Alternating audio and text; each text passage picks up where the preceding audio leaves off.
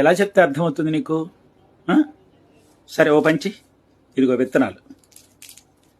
వెంటనే వెళ్ళి భూమి మీద పాతేసేసి నీళ్లు జల్లేసేసి మొక్క తెప్పించేసి పువ్వులు వచ్చేసి కాయలు వచ్చేసి పళ్ళు వచ్చేసి వెంటనే ఫలదాయం పట్రా.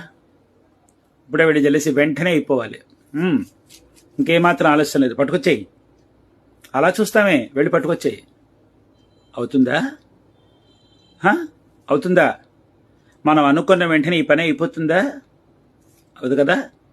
అలాగే ప్రతి దానికి ఒక కాలం అనేది ఒకటి ఉంది, అది మాత్రం గుర్తుపెట్టుకో. నువ్వు అనుకున్న వెంటనే అన్నీ జరగవు. నువ్వు పడ్డ బాధలకి, నువ్వు పడ్డ కష్టాలకి, నువ్వు పడ్డ అవమానాలకి, నువ్వు పడ్డ మాటలకి సమాధానం చెప్పడానికి కాలం అనేది ఒకటి ఉంది.